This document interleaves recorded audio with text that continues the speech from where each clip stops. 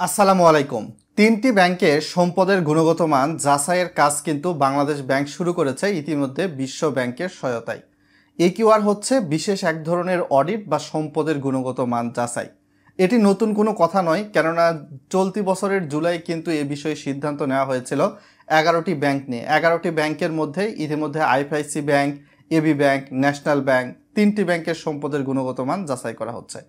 এই তিনটি ব্যাংকের সম্পদের গুণগত মান যাচাই করলে দেখা যাবে যে আসলে এ ব্যাংকগুলোর প্রভিশন ঘাটতি কেমন, মূলধন ঘাটতি কেমন, ব্যাংকগুলোর খেলাপি কীরকম, ব্যাংকগুলোর এডিআর রেশিও অর্থাৎ অ্যাডভান্স ডিপোজিট রেশিও এবং ব্যাংকের স্থিতিটা কীরকম আছে।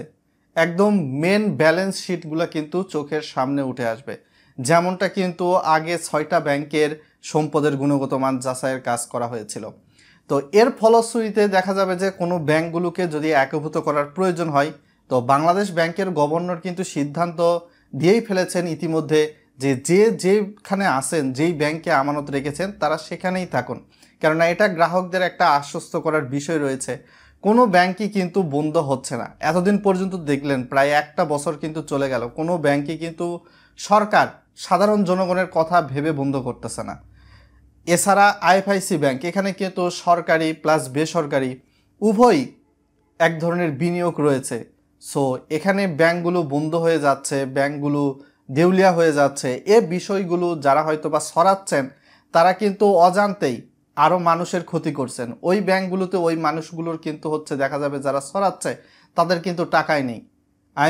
এক শ্রেণীর মানুষ কিন্তু বর্তমান সময়ে তৈরি হয়ে গেছে, এটা ব্যাংকারদের মধ্যে একদল, যে এক ব্যাংক থেকে অন্য ব্যাংকে ডিপোজিট কিভাবে কালেকশন করে নিয়ে আসা যায় গ্রাহকদেরকে ভয় ভীতি দেখিয়ে। আসলে ব্যাংকগুলোর অ্যাসেট লাইবিলিটি এগুলো যতক্ষণ না পর্যন্ত করা হবে সুষ্ঠুভাবে, সেক্ষেত্রে দেশের ব্যাংকিং খাত কোন পর্যায়ে রয়েছে এগুলো কিন্তু বলা সম্ভব হবে না। আর বর্তমান সময়ে 5টি ব্যাংক একীভূতকরণের প্রক্রিয়া শুরু করে দিয়েছে, প্রায় 35,000 কোটি টাকা লাগবে। এক্ষেত্রে সরকার, বিশ্ব ব্যাংক আরও অনেকেই কিন্তু সহায়তা দিচ্ছে। আপনারা হয়তো বা জানেন কি জানেন না আমি জানি না, যে 11টি ব্যাংকের সম্পদের গুণগত মান যাচাইয়ের প্রক্রিয়া জুলাই থেকে গভর্নমেন্ট শুরু করতে চাচ্ছিল বা বলতেছিল।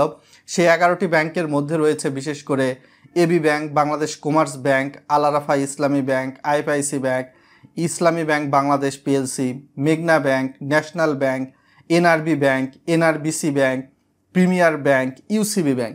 এক এক করে ব্যাংকগুলো কিন্তু এক একটা বিশেষ শ্রেণী বা গোষ্ঠীর হাত থেকে কিন্তু চলে যেয়ে একটা নির্দিষ্ট স্বাধীন বোর্ডের মাধ্যমে চলতেছে।